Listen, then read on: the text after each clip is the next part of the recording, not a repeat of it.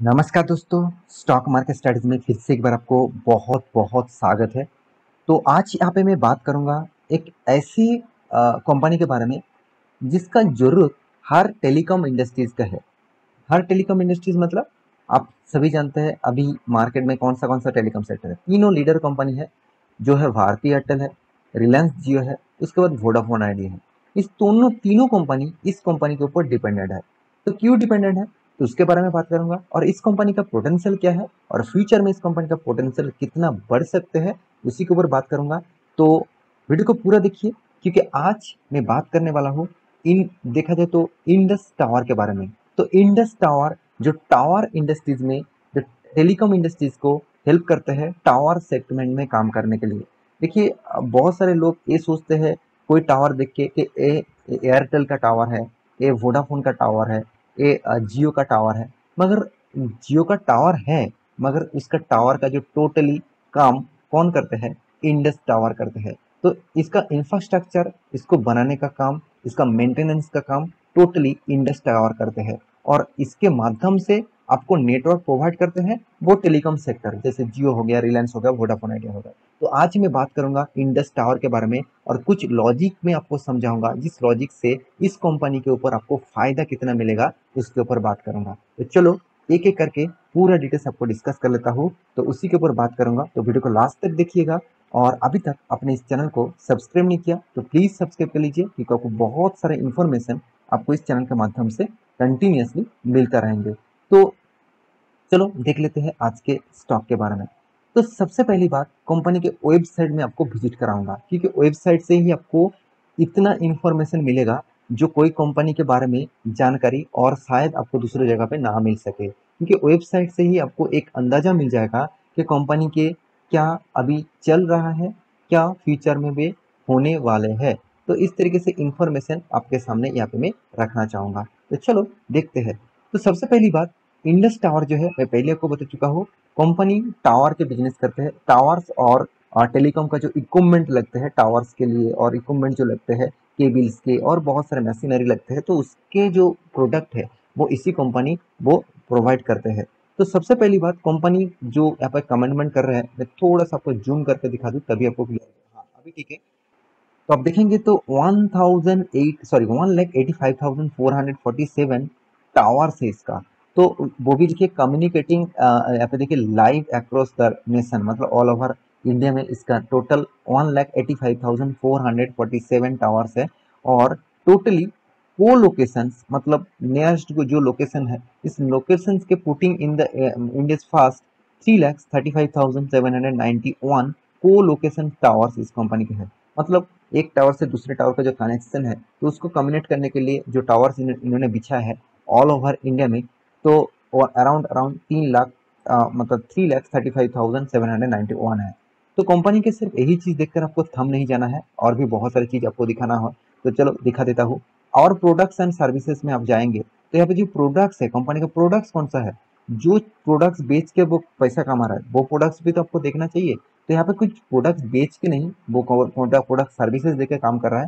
तो देखिए टावर्स है, पावर सेक्टर भी है, स्पेस भी है, तो स्मार्ट सिटीज भी है, यहाँ पे देखिए नेक्स्ट जनरेशन सिटीज भी है, तो सॉरी नेक्स्ट जनरेशन साइट्स भी है। तो इसका मतलब क्या है, इसका मतलब इस कंपनी में एक चीज मुझे देख के सबसे ज्यादा दम यहाँ इस कंपनी के ऊपर मिला वो है कंपनी टावर का बिजनेस, पावर का बिजनेस, स्पेस में है स्पेस। तो आप सोचिए स्पेस, स्मार्ट सिटी। तो आप किसी भी सिटी में जाएंगे जहाँ पे स्मार्ट सिटी उसी को बोला जाता है जहाँ पे आपको टोटली वाईफाई फ्री मिलेगा, इलेक्ट्रिसिटी आपको मतलब हाई जून में मिलेगा, कभी भी इलेक्ट्रिसिटी नहीं जाएगा, वाटर का कोई भी सप्लाई का प्रॉब्लम नहीं आएगा। तो इस तरीके से सिटीज को स्मार्ट सिटी बोला जाता है। तो वहाँ पे इस तरीके से कंपनी काम कर रहे हैं, मतलब बहुत जोर शोर से काम हो रहा है। साथ ही साथ नेक्स्ट जनरेशन सिटीज भी आप बोल सकते हैं, इसके ऊपर भी कंपनी काम कर रहा है। और देखिए सर्विसेज जो कंपनी देते हैं टावर्स के ऊपर भी देता है और साथ ही साथ नेक्स्ट जनरेशन सॉल्यूशन के ऊपर देते हैं, ग्रीन टेक्नोलॉजी के ऊपर भी कंपनी सॉल्यूशन देते हैं। तो कंपनी का यही एक प्रोडक्ट है, कंपनी का सबसे ज़्यादा मतलब बिजनेस है कंपनी टावर्स के ऊपर, पावर्स के ऊपर एंड स्पेस के ऊपर। मतलब आप जो सैटेलाइट देखते हैं उसके माध्यम से ही फ्यूचर में आपको नेटवर्क मिलेगा, तो उसके ऊपर भी इस कंपनी काम करते हैं। तो एक बड़ा मतलब पॉजिटिव बात मैं जरूर कहूँगा। तो सबसे जो मेन मुद्दा मुझे अच्छे लगे, मतलब मेन चीज जो मुझे अच्छे लगे इस कंपनी का, मतलब कस्टमर। कस्टमर आप देखेंगे कौन कौन है, भारती एयरटेल है, वोडाफोन आइडिया है, रिलायंस जियो है, बीएसएनएल है, एमटीएनएल है। इसका मतलब टेलीकॉम जितने सारे कंपनीज है वो कंपनी इसके ऊपर ही डिपेंडेड है, क्योंकि वो कोई कंपनी टावर नहीं बनाना चाहते हैं, क्योंकि टावर बनाने में, मेंटेनेंस करने में बहुत ज़्यादा कॉस्टिंग आ जाता है। तो उस कॉस्टिंग में इस कंपनी अगर उस तरीके से कॉस्टिंग उठाएंगे तो कंपनी का अर्निंग रेशियोज टेलीकॉम इंडस्ट्रीज में पहले से ही मतलब उतना ज़्यादा अर्निंग नहीं होते, तो इसीलिए टेलीकॉम इंडस्ट्रीज तो टोटली बर्बाद हो जाते हैं। तो इसीलिए दूसरे के ऊपर डिपेंडेंट करते हैं, तो इंडस टावर के ऊपर ही टोटली डिपेंडेंट है। तो मैं इस चीज़ को मैं पहले ही मैं एक डिस्क्लेमर दे चुका हूँ। मैं आपको एक टिप्स सिखाऊंगा, टिप्स टिप्स मैं नहीं कहूँगा, मैं आपको एक प्रोसीड्यूर सिखाऊंगा जिस प्रोसीड्यूर को फॉलो करना चाहिए। देखिए, आपको मान के चलिए आप कोशिश करेंगे एयरटेल में निवेश करना, जियो मार्केट में आ जाएगा तो जियो में निवेश करेंगे, बीएसएनएल तो मार्केट में मतलब गवर्नमेंट कंपनी है, तो चलो उसको छोड़ ही देते हैं। तो इस दोनों कंपनी, वोडाफोन आइडिया भी है, तो आप किसी भी टेलीकॉम सेक्टर के ऊपर निवेश करेंगे तो आपको थोड़ा सा रिक्सी गेम जरूर लगेगा, क्योंकि जो कंपनी के पास ज़्यादा कस्टमर हो जाएगा उसी का डिमांड बढ़ जाएगा, तो उसी के ऊपर लोग निवेश करेंगे, तो ऐसे चीज़ होते रहेंगे। मगर आप अगर इंडस टावर के ऊपर निवेश करेंगे, तो इंडस टावर के ऊपर निवेश करेंगे तो इस सारे सेक्टर को कौन चला रहा है, मतलब सारे सेक्टर को कौन हैंडल कर रहा है, इसके पास ही जाना पड़ेगा। तो इस कंपनी के ऊपर आपको इसीलिए फोकस रखने के लिए बोल रहा हूँ, क्योंकि हाँ, अगर अदानी ग्रुप भी मार्केट में आ जाते हैं, तो अदानी ग्रुप भी अगर मार्केट में आ जाते हैं तो इंडस टावर का ही फायदा मिलेगा, क्योंकि वो भी इसी की हेल्प लेकर ही काम करेंगे। तो ये एक पॉइंट आपको ठंडे दिमाग में सोचेंगे तभी आपको पता चलेगा कि अगर आपको इन्वेस्ट करना ही है तो आप ऐसी कंपनी के ऊपर निवेश करिए जो सारे कंपनी उस कंपनी के ऊपर ही डिपेंडेंट है। तो यही चीज मैं आपको बार बार बोलता आया हूँ। तो बाकी आपकी मर्जी, मैं कोई रिकमेंडेशन नहीं कर रहा हूँ कि चलो कल जाकर आप इंडस टावर के ऊपर निवेश करते, ऐसे बिल्कुल भी नहीं। क्योंकि कंपनी का जो परफॉर्मेंस है आप देखेंगे, कंपनी को छोटा मोटा नहीं है, 59,000 करोड़ का है। Return of equity, return of capital employed मुझे तो बेस्ट लेवल में लगा, टॉप लेवल में लगा। और कंपनी का देखिए कर्जा भी है 19,000 करोड़ का, कंपनी इनकम भी जबरदस्त कर रहा है 6,000 करोड़ का, हाथ में कैश भी 6,000 करोड़ का है। अच्छी खासी इस कंपनी में ग्रोथ आपको दिखेगा, हर साल में कंपनी का प्रॉफिट ग्रोथ आपको कंटिन्यूअसली ज्यादा से ज्यादा देखने को मिला है। तो ये एक खासियत है इस कंपनी के ऊपर, क्योंकि कंपनी में दम है, मैं जरूर कहूंगा कंपनी में दम है। क्योंकि रेवेन्यूज के बारे में बात करूं तो कंपनी देखिए 2011 में 8,000 करोड़ था, जो अभी 2020 में बन चुके हैं 27,000 करोड़। तो कंपनी में कितना दम है तो आप यहाँ पे खुद देख सकते हैं। 2021 में 13,000 करोड़ था, उसके पहले 6,000 करोड़ था। तो इसका मतलब कंपनी में तो दम जरूर है। हाँ, आप कहेंगे सर मुझे रिटर्न तो नहीं मिला, 5 साल तक तो लॉस दिया, 3 साल में लॉस दिया, 1 साल में लॉस दिया। देखिए, कंपनी उतना पुराना नहीं है। कंपनी का अगर आप चार्ट पैटर्न लॉन्ग टर्म के पीरियड में देखेंगे तो कंपनी स्टार्ट हुआ था 2017 में। तो 2017 के बाद कंपनी देखिए एक डाउनफॉल में है। कंपनी अराउंड अराउंड 40% लॉसेस आपको दे रहा है, तो इसीलिए आपको लॉस दिख रहा है।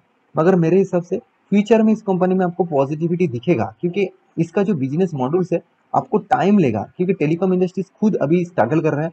तो इसके साथ जुड़े हुए जितने सारे कंपनीज है वो अगर स्ट्रगल कर रहे हैं तो इसको भी स्ट्रगल तो होगा ही ना। तो इसीलिए तो इस कंपनी का पैरामीटर आप देखेंगे तो कंपनी में तो दम इतना है, क्योंकि कंपनी में सेल्स ग्रोथ, कंपनी का प्रॉफिट ग्रोथ कितना शानदार आपको दिख रहा है। तो इसीलिए मैं बता रहा था कि अगर आपको टेलीकॉम इंडस्ट्रीज में निवेश करना ही है तो कोई भी टेलीकॉम इंडस्ट्रीज से निवेश करने से अच्छा है आप टेलीकॉम इंडस्ट्रीज जिसके माध्यम से चलते हैं, जिसके हाथ पकड़ कर चलते हैं, उस कंपनी के ऊपर निवेश कर दीजिए, तभी आपको फायदा ही फायदा मिलेगा।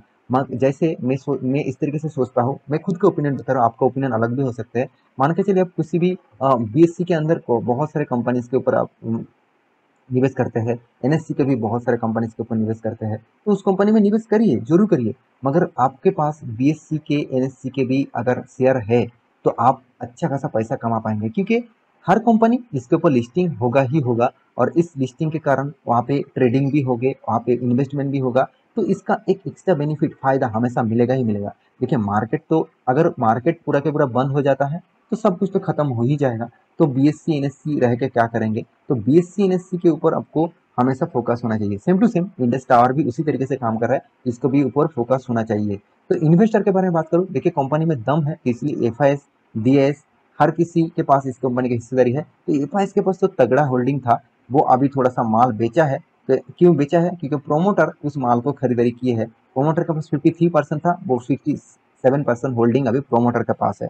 तो मैं यही चीज़ आपको दिखाना चाहता था कि कंपनी के प्रोमोटर खुद शेयर खरीद रहे हैं। इसका मतलब क्या है? इसका मतलब कंपनी के प्रोमोटर के पास पता है, उसको जानकारी है कि हाँ, इस कंपनी के ऊपर दम तो है, तो इसलिए मैं इस कंपनी के ऊपर ऑब्वियसली निवेश करके रखूंगा, तो फ्यूचर में इस कंपनी और भी ग्रोथ कर सकते हैं। तो कंपनी के चार्ट पैटर्न तो मैं पहले आपको दिखा चुका हूँ, फिर भी आप लॉन्ग टर्म चार्ट पैटर्न देखेंगे तो कंपनी का शानदार परफॉर्मेंस के बाद अभी कंपनी कंटिन्यूसली गिरते जा रहा है। तो मुझे मेरे हिसाब से कंपनी में यही एक मौका है, जिस मौके को फायदे के हिसाब से उठाना चाहिए। तो फिर भी मैं एक डिस्क्लेमर यहाँ पे जरूर दूंगा, हाई रिस्क कंपनी है, हाई रिस्की कंपनी है। तो रिस्की कंपनी के ऊपर निवेश करने से पहले आप जितना अमाउंट निवेश कर रहे हैं उस अमाउंट को आप भूल ही जाइए। अगर भूल जा सकते हैं तभी आपको फायदा मिलेगा, क्योंकि शायद आप कल जाके लॉसेस भी हो जाते हैं, तो आपको कुछ फर्क नहीं पड़ना चाहिए। इस तरीके से सोच कर हम निवेश करिए। तो आप रिस्की प्लेयर हैं तभी इस कंपनी के ऊपर बने रहिए, नहीं तो आप इससे बहुत अच्छा खासा कंपनी आपको मिल जाएगा, उस कंपनी के ऊपर आप निवेश कर सकते हैं। तो आशा करता हूँ सारे जानकारी आपको मिल चुका है। मेरी इस वीडियो आपको कैसे लगा प्लीज़ प्लीज़ प्लीज़ मुझे कमेंट करिएगा, और इसी तरीके से वीडियो पाने के लिए चैनल को सब्सक्राइब भी करिएगा। और आपके लिए बहुत इंटरेस्टिंग एक डेटा आपको दूंगा। आप टेलीग्राम को ज्वाइन करिए, आप ट्रेडर हैं, हम डेली ट्रेड करते हैं, तो टेलीग्राम को ज्वाइन करिए। बहुत शानदार कॉल आपको ऑफर किया जा रहा है, तो आप एक बार जाकर चेकआउट कर सकते हैं। मिलते हैं नेक्स्ट टॉपिक लेके, तब तक के लिए अच्छे से रहिए, अपने ख्याल रखिए, बाय बाय।